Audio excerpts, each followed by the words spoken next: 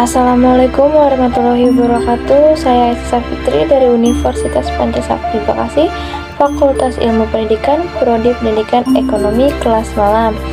Dengan NIM saya yaitu 1872512.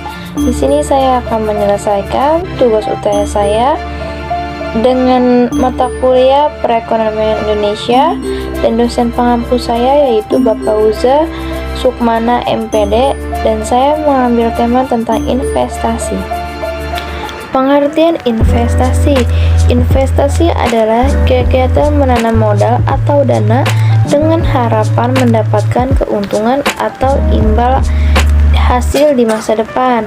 Dengan kata lain, investasi yaitu aktivitas menempatkan dana atau aset berharga lainnya pada instrumen tertentu dalam jangka waktu yang telah ditentukan. Manfaat dan tujuan investasi: yang pertama, kebebasan finansial; yang kedua, melindungi aset dari inflasi; yang ketiga, ada meningkatkan kekayaan; dan yang keempat, ada kebutuhan darurat.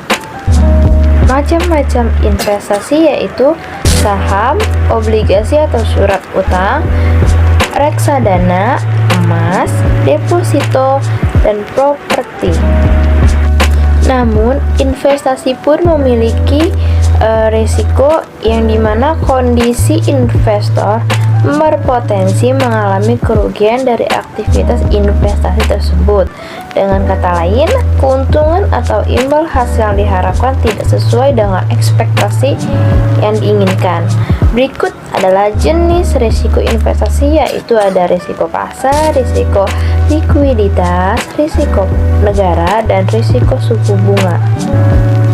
Di sini ada contoh kasus tentang investasi bodong yang dimana sempat viral. Ada dua laki-laki yang tidak dapat saya sebutkan namanya dinyatakan sebagai tersangka kasus penipuan berkedok trading binary option atau binomo dengan merek aplikasi terpisah.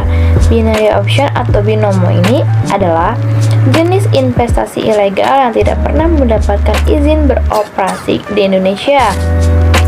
Mereka berjanjikan atau bermoduskan mendapatkan keuntungan atau bunga yang tinggi, trading online dengan janji keuntungan tinggi, trading di bursa komoditas atau platform ilegal.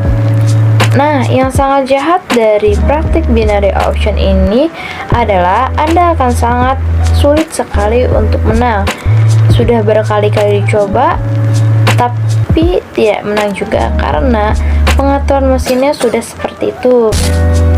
Sementara afiliator memperoleh keuntungan dari kekalahan tersebut. Mengapa di Indonesia ini sangat banyak terjadinya investasi bodong? Karena masih banyak masyarakat yang tergiur dengan keuntungan tinggi dalam waktu yang cepat dan tidak memiliki risiko. Pengetahuan masyarakat yang sangat minim tentang investasi ilegal pun yang membuat mereka mudah tertipu. Masyarakat belum tahu betul antara perbedaan ilegal dengan legal. Untuk itu, diperlukan edukasi secara masif mengenai investasi ilegal. Tanggapan pribadi saya tentang investasi bodong yaitu investasi bodong sangat marak di pasaran. Maka dari itu, kita harus lebih hati-hati dalam memilih investasi. Jangan hanya tergiur oleh iming-iming yang sangat manis namun menjerumuskan kita ke dalam hal yang buruk. Itulah investasi bodong yang sudah sepatutnya diwaspadai.